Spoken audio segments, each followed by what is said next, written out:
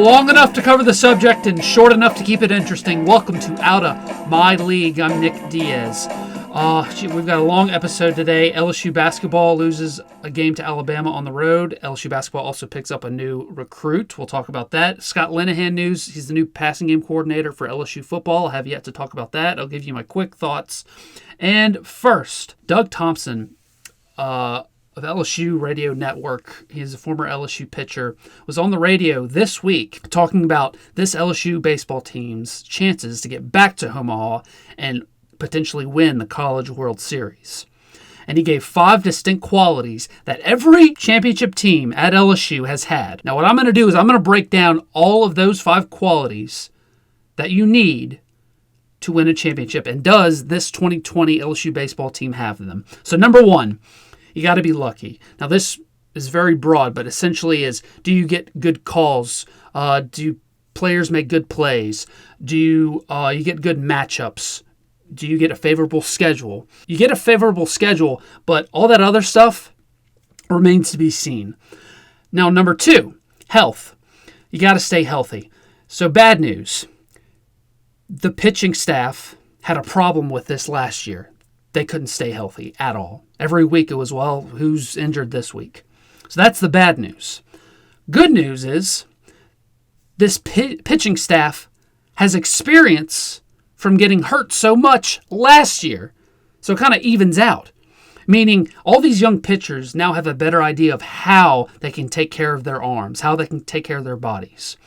When you go from high school to college, sometimes you don't know how to train the proper way, how to push yourself the right way or take days off, if what's being sore in the good way and what's being sore in the bad way. You understand your body a little bit more as you get older. Also, there have been no discussions of injuries in the offseason because at the end of the day, that's where injuries start, is how you train in the offseason. And so far, so good. Also, this goes to the LSU Baseball Performance Center, the new Marucci Center that they built last year. They have these new technologies with these sleeves that pitchers wear. And these sleeves monitor the muscles in the pitcher's arm when they practice or work out. So they can tell if they're going too hard, if they're not going hard enough, how they're throwing the ball, if they're squeezing the ball too tight, how they're gripped, how's their throwing motion, if they're lifting too much, whatever. To me, this is essential, and I think LSU's not going to have a problem with this, knock on wood, going forward with their pitching staff, or really the rest of their baseball team. Number 3, you got to have some experience on your team that's been to the College World Series.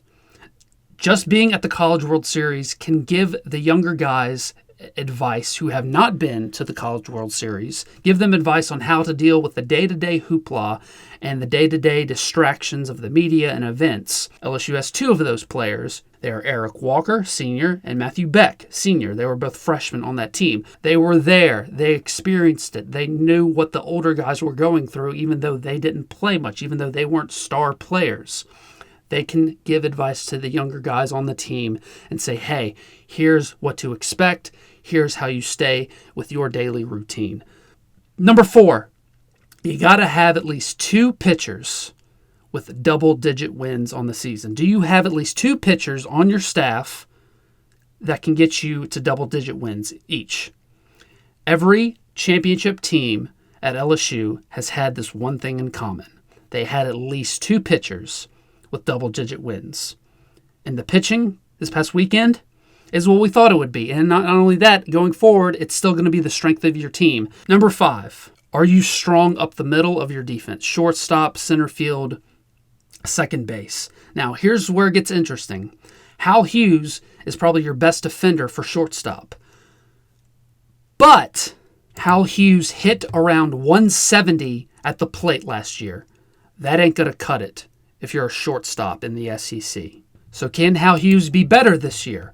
Good news, LSU has a new hitting coach, and Hal Hughes hit 4 total RBIs this past weekend, all against a damn strong Indiana pitching staff, which won the Big Ten regular season last year.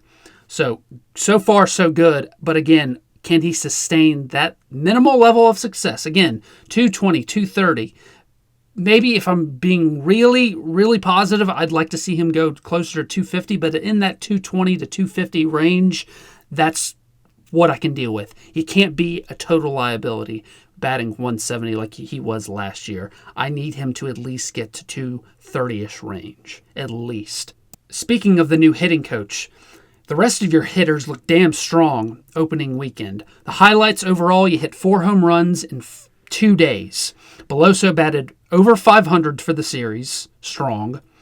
K. Doty, the freshman, is a superstar in the making, going yard in his first at-bat. Now, I know LSU fans are pissed off and Mainieri likes to quote-unquote throw away the last game of the series to experiment with younger players, especially in non-conference games.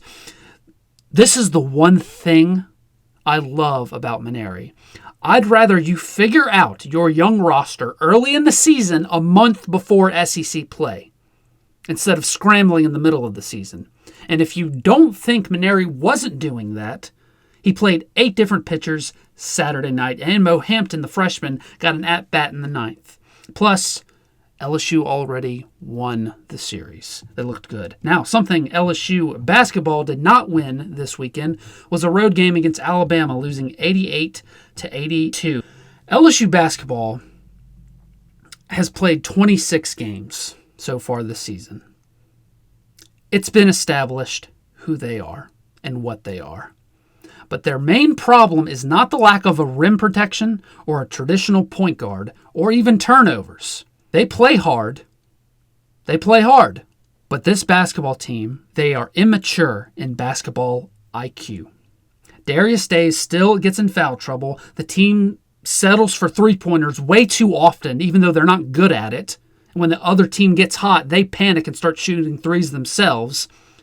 The LSU basketball team is not playing a complete game from start to finish. Either A, at the beginning of the season, they were blowing teams out in the first half and then just letting them come back and giving up leads in the second and sometimes losing those games. And now what they're doing is they're playing like crap in the first half and then coming back in the second. They used to be bad at turnovers. They fixed that. But now they're getting out-rebounded, which was the one thing that they did better probably than anybody in the league and one of the best teams doing it in the country. So this team, 26 games in, if you're expecting something different, 26 games in, it's been established. This team, maybe besides Skylar Mays, has a poor basketball maturity and poor basketball IQ. If this were not the case, they'd stop doing the same things they'd been doing at the beginning of the season, 26 games in, but apparently they haven't learned. Last year, Mays and Tremont Waters were the calm, mature presence in the backcourt. Emmett Williams and Darius Days, people forget, they weren't starters. They were role players. Senior big man, Cabell Bigby Williams, was your starter, and he had a mature presence to him. So you have talent on this team, but this team will not get it through their head to stop making the same mistakes. And it's not like Will Wade isn't trying to teach them those things. It's just that some messages, they fall on deaf ears. Well, that's the coach's fault, Nick. Perhaps, but not always. Even the best coaches, even the best can fail at coaching certain teams. Give you an example. NFL Network does a docuseries that they've done for quite a while now called A Football Life. It's very good. Most of you have probably seen it or heard of it. And about 9 years ago, A Football Life did 2 episodes, a 2-part series on Bill Belichick and the New England Patriots 2009 season. They basically just followed Bill Belichick around, coaching the team all of the 2009 season. That season, the Patriots were underachieving. They were inconsistent, making the same mistakes. They were still good and went to the playoffs, but they just didn't look like a typical Patriot team. And there was a scene in the documentary with Bill Belichick and Tom Brady on the sidelines. It was during when they played the Saints in the 2009 season, the year the Saints won the Super Bowl, and the Saints were putting an ass-whooping on the Patriots. And this was towards the end of the game, and Belichick goes up to Brady and says, "I just can't get this team to play hard and smart the way I want them to play." That's the greatest coach in NFL history. And even he had trouble getting a certain group of players to listen to what he was saying. It wasn't talent, it was just maturity and discipline and IQ, something that you never say about Patriots teams. You may say talent, but not those other things. The best coach ever had trouble with it some years, and even he had plenty of times where his message was just falling on deaf ears. It happens. Every team is different, and this is one of them. They play hard. They're good guys. They love each other, but they're just not getting it. And that just comes with more experience. Now, glass half full for LSU basketball. Glass half full. They're playing Kentucky at home Tuesday, which, by the way, I like LSU to win that game. And Auburn, who lost to Missouri, has to go to Kentucky, which means if LSU wins Tuesday night, they'll still have a chance for at least probably a share of the SEC title. Even though all I want at this point, personally, is this LSU team to go to the NCAA tournament, which they will, and win a game. Because LSU has not gone back-to-back seasons winning NCAA tournament games since the 1980s. Build the program to a consistent winner year to year. But I can switch to this point about LSU basketball. LSU basketball fans were clearly overly dramatic yesterday, saying, oh, well, better luck next year. This is the most frustrating and embarrassing LSU basketball team I've ever watched. Yeah, better luck next year. Better luck next year. Now, most of you would respond, say, see, spoiled, no good, negative Tiger fans. How dare they say bad things about our team after just a few losses? Well, I say that's a good thing. Auburn lost to Missouri this weekend, as I said, and LSU is tied for second place in the SEC and gets the first place Kentucky at home this Tuesday night. Season's not over. LSU controls its own destiny for a share of the SEC title and will be a tournament team and may even be favored to win a tournament game or two. Something they haven't done in back-to-back years, as I said, since the 1980s. So you know what all this means? All this negativity over a few losses? It means your expectations have gone up. Everyone's saying, this is the most frustrating, embarrassing LSU basketball team I've ever watched in my life. So the Johnny Jones team in 2017 that went 2-16 in SEC play, dead last, are you sure that wasn't the most embarrassing and frustrating LSU basketball team you've seen? Not this one? So all of this harsh criticism about LSU basketball, you know what it reminds me of? It reminds me of football and baseball fans. It means that you care. And if the Nega Tigers aren't out and about, it means they don't have the support. LSU basketball has support and expectations. Myself and others who thought this LSU school, this LSU team, couldn't get basketball to be supported like it does for baseball or even football. This dramatic reaction from these past few losses proves all of us wrong. LSU is still a basketball school, and it's taking time, but it's getting there. So, final notes. Scott Linehan news.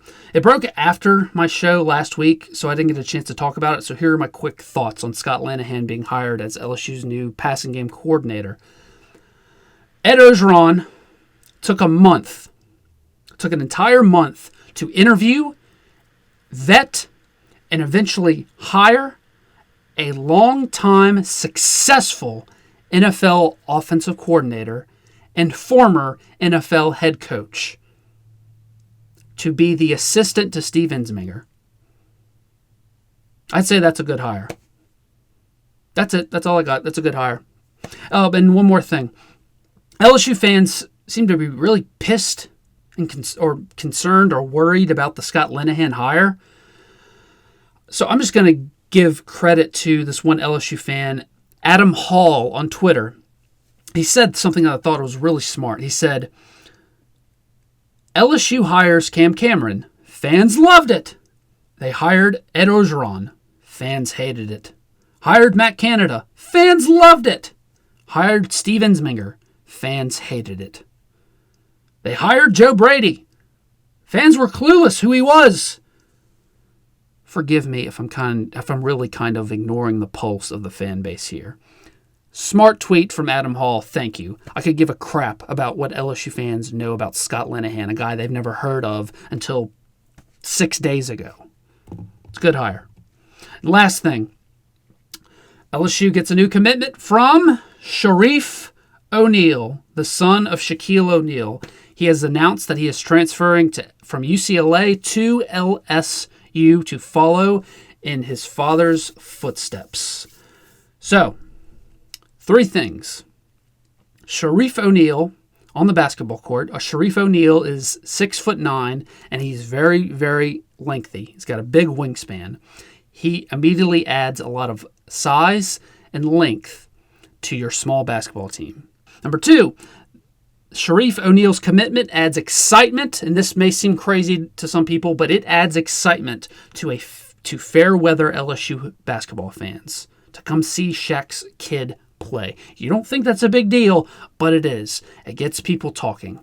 People who usually wouldn't maybe go to a midweek game in November or December or even an SEC game. Now they, hey, I want to go see Shaq kids play. I don't care if he's not that great. It's Shaq's kid. It matters. And last thing, number 3. I will never complain about the words, Kim Mulkey is Kramer Robertson's mom, ever again. It's going to be 10 times worse. Did you know Shaq's kid plays for LSU? Shaq's kid plays for LSU. Did you know Shareef O'Neal, he's related to Shaq. He's Shaq's kid. He's Shaq's kid. Dear God, I pray for that kid. I mean, I hope all the success, and I hear he's pretty good, but he's not Shaq, and that's all we're going to hear. And mostly for me, it's going to be annoying. Kim Mulkey's Kramer Robertson's mom. I'll never complain about that ever again. Anyways, thanks for listening. Thanks for listening to Out of My League. If you like what you heard, be sure to like, share, and subscribe.